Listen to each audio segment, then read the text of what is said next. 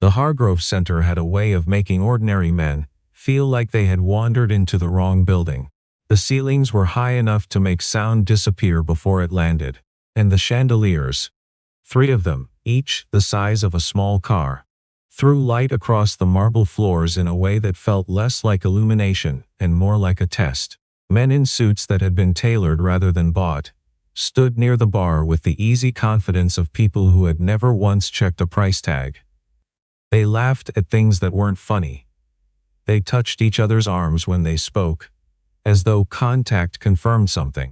Fletcher Donahue, 44, a plumber who had spent the better part of 2 decades working under houses and behind walls in the older neighborhoods of Hamilton, Ontario, stood just inside the entrance of the gala and felt the particular discomfort of a man who knew exactly what he was worth and suspected that no one else in the room would agree with his assessment.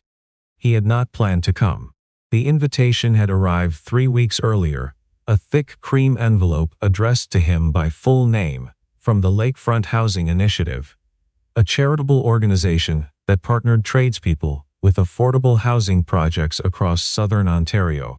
Fletcher had done work for them twice before, once replacing the plumbing in a transitional housing building on Barton Street, and once helping retrofit a property in Stony Creek for a family with a child who needed wheelchair access.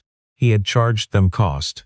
He hadn't thought much of it. Work was work, and some work mattered more than other work.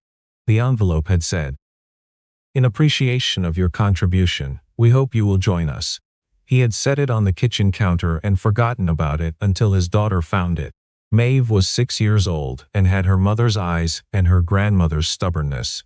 And when she had read the word gala on the invitation, sounding it out slowly, her finger tracing each letter, she had looked up at Fletcher with an expression that made refusal feel like a kind of cruelty. "Is it fancy?" "Very fancy," he had said.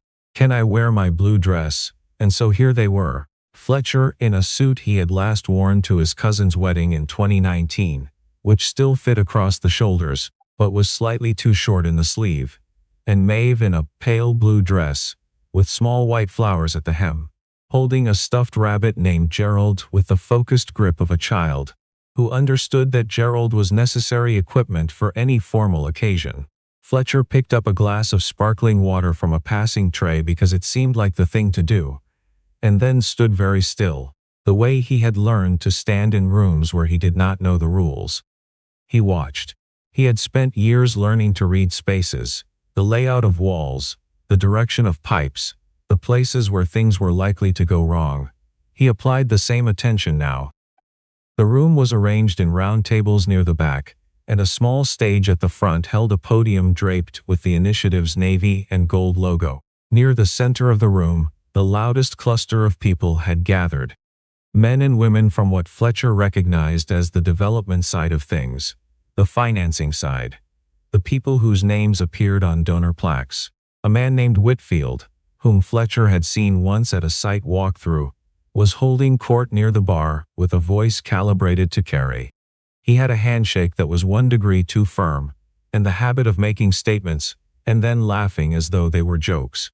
Maeve tugged at Fletcher's sleeve. "There's a lady sitting by herself," she said. He looked where she was pointing, though he tried to make it look like he wasn't.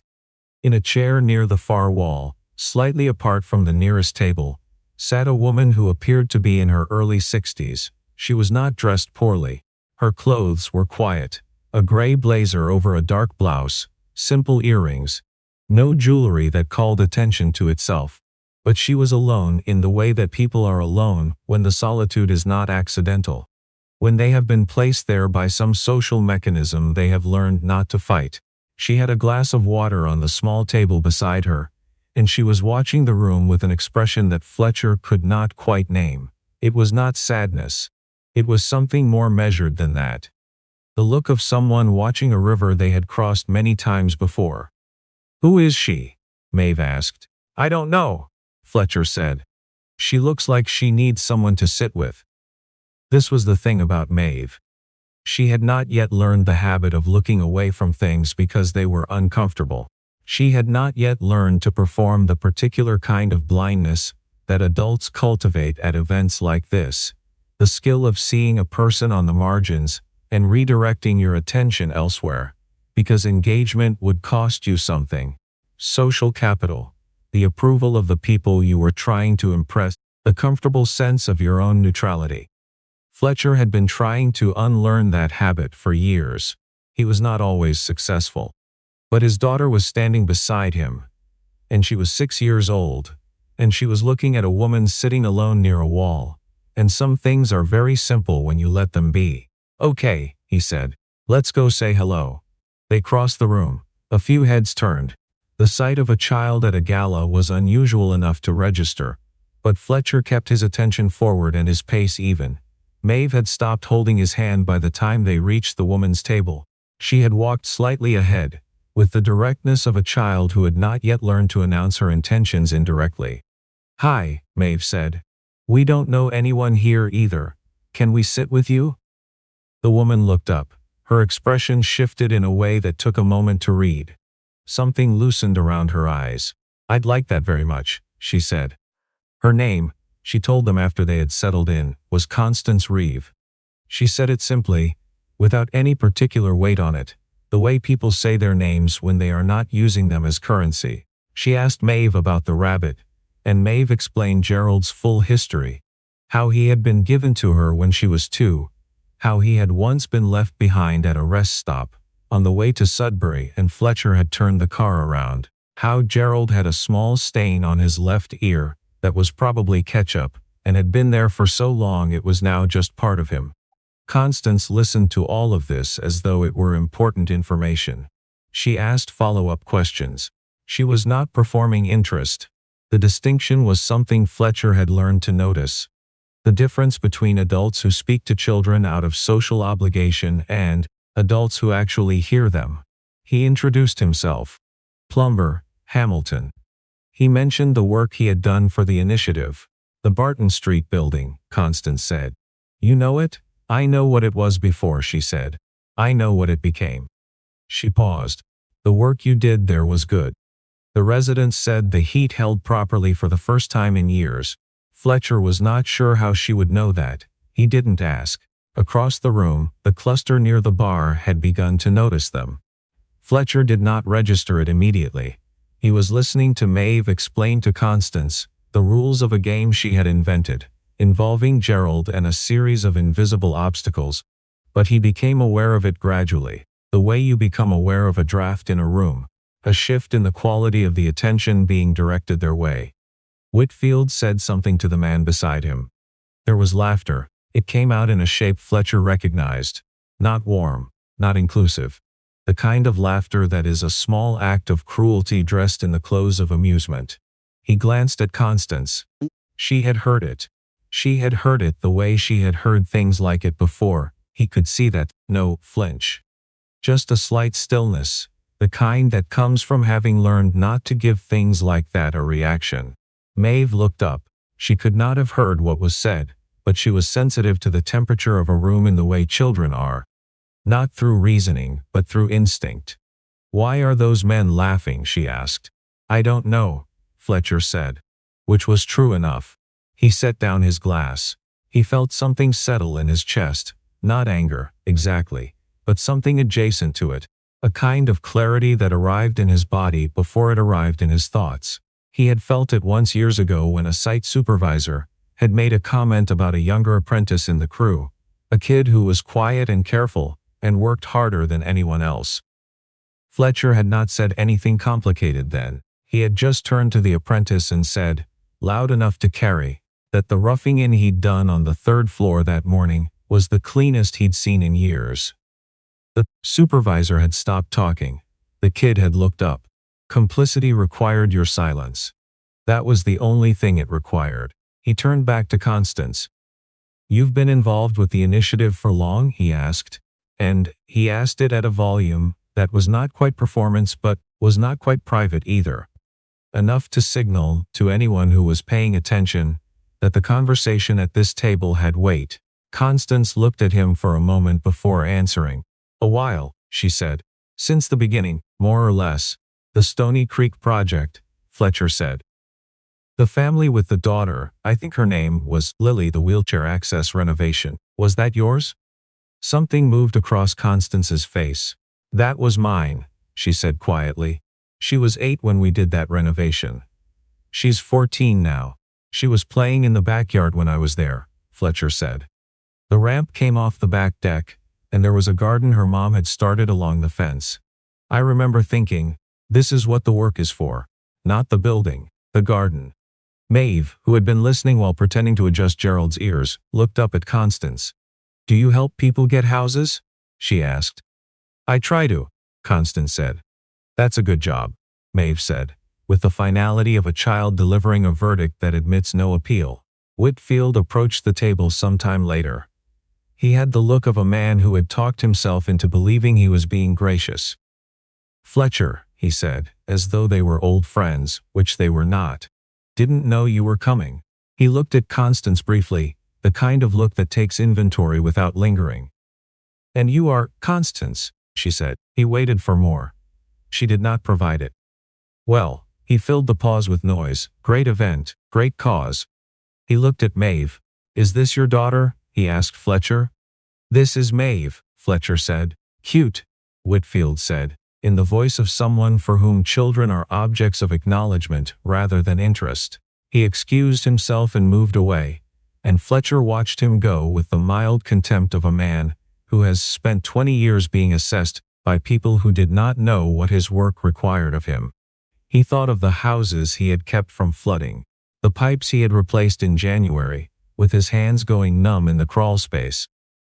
The morning he had spent under a house in the East End, knowing that the family who lived there had nowhere else to go while the work was done.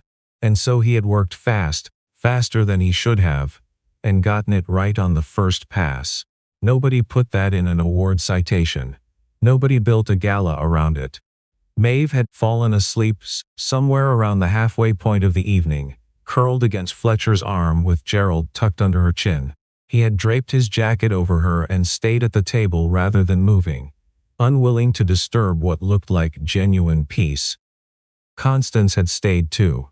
They talked the way people talk at the end of an event when the performance has ended and only the people who were actually present remain. She told him about the first property the initiative had ever acquired. A condemned building in the lower city. That everyone told her was not salvageable, that the numbers didn't work, that the liability was too high. She had bought it herself. She had called in every favor she had. The building had housed 14 families by the following spring. Why plumbing? She asked him at some point. He thought about it. My father was a plumber, he said. His father before him.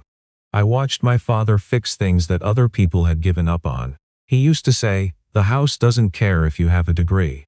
It cares if you know what you're doing. He looked at Maeve, sleeping. I want her to know that about the world. That the value of a thing is in what it does, not in what it looks like. Constance was quiet for a moment. She already knows that, she said. She walked across a room full of strangers to sit with someone who was alone. She didn't need to think about it. Fletcher looked at his daughter. He thought about the months after Maeve's mother had left. Not died, just left, which had its own particular weight. And how Maeve had been 4 years old, and had known something, was different, and had not had the language for it, but had climbed into his lap one evening, while he was sitting at the kitchen table, not doing anything in particular, and had just stayed there. He had thought, on nights that were harder than others, that he was failing her in some fundamental way. That what she needed was a different kind of life than the one he was able to build. He had thought that often enough, that it had acquired the character of a certainty. He was less certain of it now. The speeches had finished hours ago. Most of the room had emptied. A few tables still held the last stragglers, people conducting the extended goodbyes of people who had nowhere particular to be. The chandeliers had been dimmed, and the room felt different at half-light, less like a test, more like a place where things might actually be said. Constance reached into the small bag beside her chair and placed a card on the table. It was plain, no logo, just a name and a number. The initiative is starting a new project, she said. Commercial to residential conversion. Older building downtown, good bones, complicated mechanicals. The team we worked with last time has a scheduling conflict. She paused. I've worked with a lot of tradespeople over the years. Most of them do good work. Not all of them understand what the work is for. Fletcher looked at the card. I'm not looking for charity, he said. It came out more plainly than he intended, but it was true. I'm not offering it, she said. The budget is real. The timeline is honest. And the building, when it's finished, will house 32 families who currently have nowhere to go. She looked at him steadily. I'm asking because you're good at this, and because you understand what the garden is for. Maeve shifted slightly in her sleep and made a small sound, something between a sigh and a word, and settled back against Fletcher's arm. He picked up the card. He thought about the apprentice on the third floor, the one who had done the cleanest roughing-in he had ever seen. He thought about the family on Stony Creek, the garden along the fence, the girl named Lily who was 14 now, and had grown up in a house where the ramp worked and the water ran warm. He thought about his father, in his truck before sunrise, thermos on the dashboard. Not rushing because the job didn't ask him to rush, but because he understood that waiting people had weight. He thought about Maeve, crossing a room at a gala in her blue dress, Gerald under her arm, moving toward a woman sitting alone, without once stopping to calculate whether it was worth it. Fletcher Donahue was not a man who believed that his life had unfolded the way it was supposed to. He had made peace with the things that hadn't worked out, more or less, in the way that people make peace with things, imperfectly, incrementally, on good days more than bad ones. He had not walked into the Hargrove Center expecting anything except the discomfort of a room that was not built for people like him. He had not expected Constance Reeve. He had not expected to spend an evening in real conversation. He had not expected to drive home through the dark streets of Hamilton, with his daughter, asleep in the back seat, and the particular feeling in his chest of a man who has found, in an unlikely place, a confirmation of something he had always suspected was true. That the world has a shape underneath the surface that most people are too busy performing to notice, and that if you pay attention, if you keep your hands honest and your eyes open, you will occasionally find yourself exactly where you are supposed to be. He tucked the card into the inside pocket of his jacket. Outside, the city moved quietly under a December sky, the kind of sky that turns the streetlights soft and makes everything look, for a moment, like it might be manageable after all.